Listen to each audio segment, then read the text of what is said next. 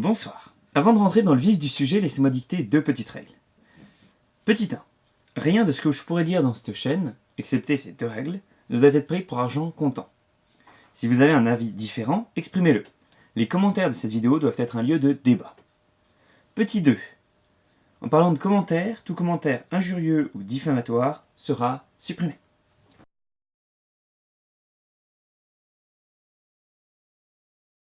Pour commencer, une rapide définition de l'abstention active. Par opposition à l'abstention passive, l'abstention active ou l'abstention politique est un acte mûrement réfléchi.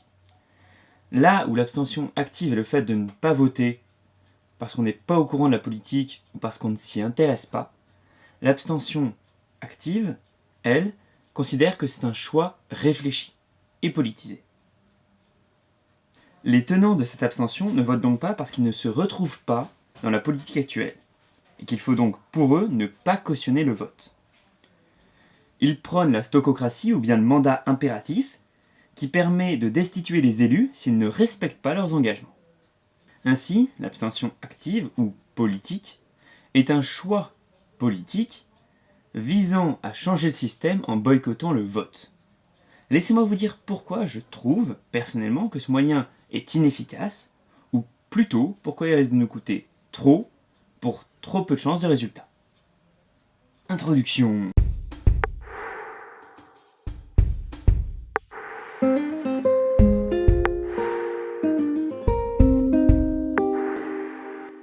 Mettons d'abord les choses à plat. Primo, le boycott est un moyen qui est globalement efficace à mes yeux.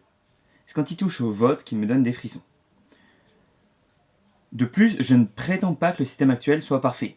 Au contraire, il y a énormément de choses à changer, du coup il y aura énormément de vidéos là-dessus. Mais je considère que l'abstention politique est un moyen trop dangereux de faire ces changements. D'abord, quelles seront les conséquences d'une abstention forte? Deux principales. D'abord, ce sont les partis qui mobilisent le plus, qui profiteront le plus de cette abstention. Ce n'est pas un mal en soi, il y a beaucoup de partis qui sont très bien dans ce cas. Mais il faut savoir que le plus grand parti qui mobilise le plus actuellement, c'est le FN. Alors comprenons-nous bien, je ne souhaite pas utiliser la peur du FN contre l'abstention politique. Vraiment. Mais c'est quand même un paramètre qu'il faut prendre en compte. La deuxième grande conséquence, c'est qu'un élu qui sort d'un suffrage avec une faible mobilisation a très peu de légitimité. Et donc encore moins de pouvoir que le peu que vous voulez bien lui donner.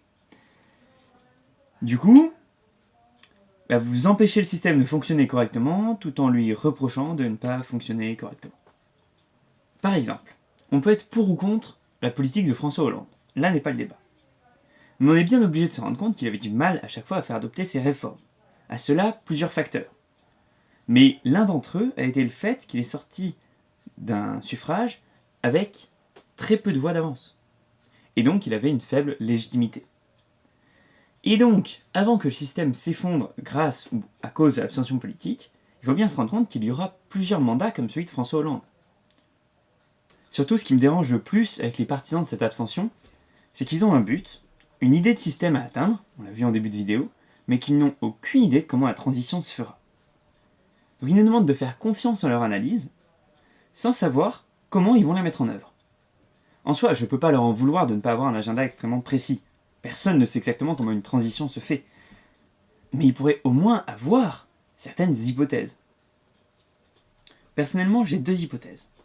Soit un candidat se présente, en expliquant les causes de l'abstention et en réussissant à faire changer le système, ce serait donc un changement par l'intérieur, soit, au bout d'un certain temps, le système s'effondre, à bout de souffle et à bout de vote, de lui-même. Et dans les deux cas, les transitions ne seront pas du tout les mêmes. Alors, oui, les conséquences d'une abstention forte ne sont pas géniales. Oui, les abstentionnistes politiques n'ont eux-mêmes aucune idée de comment la sortie de crise va se dérouler. Mais surtout, et en plus de ça, ça n'a pas énormément de chances de marcher. En effet, il y a de nos jours une abstention globale qu'on peut considérer déjà comme forte. Les présidentielles font office d'exception qui confirme la règle avec 20% en moyenne depuis 10 ans. Mais les municipales en font 40%, et les départementales 50 à 55% en moyenne depuis 10 ans. Et cela sans que ça n'ébranle d'aucune façon le système politique actuel. Imaginez une abstention encore plus forte. Pour ébranler le système, il faudrait peut-être une abstention à 80, peut-être 90%. Et c'est ça qui me semble difficile à atteindre. Ça me semble compliqué de réussir à convaincre autant de personnes en même temps. Je veux dire, citez-moi 3 sujets précis où 90% des Français sont d'accord dessus. Je me doute que vous allez réussir, mettez-le moi en commentaire, ça m'intéresse beaucoup. Alors évidemment, il faudrait compter l'abstention passive, mais même en le faisant, ça me semble très difficile d'atteindre un tel résultat. En effet, trop de personnes ont intérêt à ce que le système actuel reste périn. Alors, pour résumer, soit les tenants de l'abstention politique sont de grands optimistes, soit de grands pessimistes. Optimistes s'ils pensent que, spontanément, des milliers de gens vont changer d'idéologie tout seuls en quelques décennies. Mais pessimistes s'ils pensent que, en fait, cette méthode de l'abstention politique est la seule qui va fonctionner, même si elle va être très lente et qu'elle risque d'avoir des effets secondaires néfastes. Dans tous les cas, je comprends le raisonnement qui pousse à penser que c'est une bonne idée. Mais je considère que c'est une méthode trop dangereuse et trop lente pour vraiment la considérer comme une alternative. Cependant, ne vous y trompez pas. Je n'appelle pas un statu quo de la situation politique, économique et morale de mes vœux.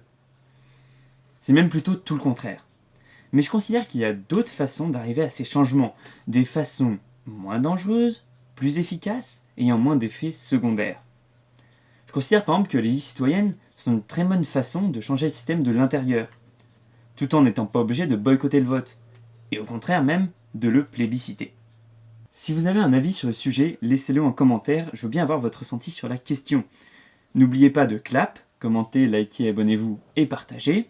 N'oubliez pas les 2 règles, réfléchissez bien et surtout, à voter.